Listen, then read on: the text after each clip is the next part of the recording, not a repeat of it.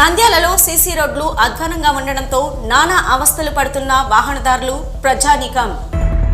SBI colony నుంచి NGOs కాలనీకి వెళ్లే రహదారి సీసీ రోడ్లు అధ్వానంగా ఉండడంతో వాహనదారులు ప్రజలు నానా అవస్థలు పడుతున్నారు. ఎక్కువగా అక్కడ ఉన్న ప్రైవేట్ పాఠశాల వద్ద ఉన్న సీసీ రహదారి మధ్య భాగం పొడవున ధ్వంసమైంది. పాదచారులు వాహనదారులు ఇబ్బందులు పడుతున్నారు. రాత్రి సమయంలో వాహనాల చక్రాలు ఇరుక్కుపై ప్రమాదాలకు దారితీస్తున్నాయి. అధికారులు రహదారి మరమ్మతులు చేయాలని కాలనీ వాసులు కోరుతున్నారు.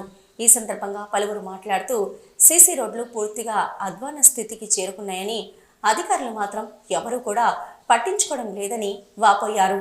చాలా మంది వాహనదారులు ప్రమాదాలకు గురవుతున్నారని, ఇప్పటికైనా అధికారులు స్పందించి మరమ్మతులు చేయాలని, అధికారులైతే ఎక్కడ తిరగని ప్రదేశంలో మాత్రం సీసీ రోడ్లు వేస్తున్నారని, అక్కడ సీసీ రోడ్లు వేయడం వలన ఉపయోగం ఏంటని, ప్రజలు తిరిగే చోట వేస్తే బాగుంటుందని ఆవేదన వ్యక్తం చేస్తున్నారు.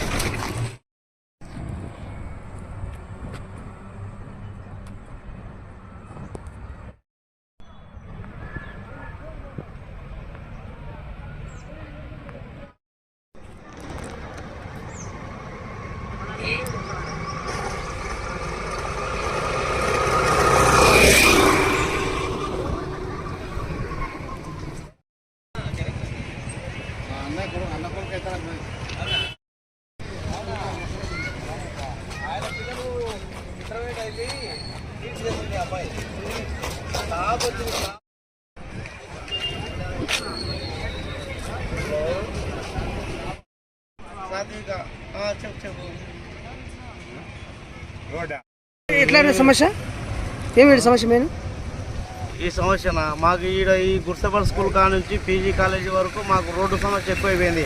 ఆటోలు గుంతలలో పడుతున్నాయి, మా ఆటోలో బేరింగ్లు పోతున్నాయి, అన్నీ పోతూ ఉన్నాయి. మాకు అదే రోడ్డు సమస్యనే మాకు ఎక్కువైంది. ఈ రోడ్డు సమస్య వల్ల ఇబ్బంది పడుతున్నాం. మా ఆటోలు ఎక్కువ ట్రబుల్స్ వస్తూ ఉన్నాయి, ట్రాఫిక్ కూడా ఇబ్బంది అయిపోతూ ఉంది. ప్రజలు కూడా కింద పడుతున్నారు, పిల్లలు కూడా వీళ్ళు స్కూటీ మీద పోయి పిల్లలు కూడా బైకుల మీద పోతే కింద పడిపోతున్నారు. ఎవరు ఎక్కడ అక్కడ ఏడో సందులలో గొంతులలో వేస్తున్నారు రోడ్లు. పబ్లిక్ తిరిగే ఏరియాలో రోడ్లు వేయడంలే. పబ్లిక్ తిరిగే ఏరియాలో రోడ్లు వేస్తారా, లోపల సందులలో రోడ్లు వేసుకుంటారా? కాలువమ్మడి వల్ల ఎవరు నడుస్తున్నారు అక్కడ ఆ రోడ్లలో? అక్కడ ఇప్పుడు ఏసీకి వెళ్ళి ఎక్కడ నడుస్తున్నారు, ఎవరు నడుస్తున్నారు? బ్రిడ్జి కూడా నాణ్యత లేదు సార్. ఆ బ్రిడ్జి నాణ్యత లేదు, దానికి ఇబ్బందిగా ఉంది. ఏమైనా జరిగితే ప్రమాదకరమైన అవకాశాలు ఉన్నాయి. ప్రధానంగా రోడ్ల సమస్య,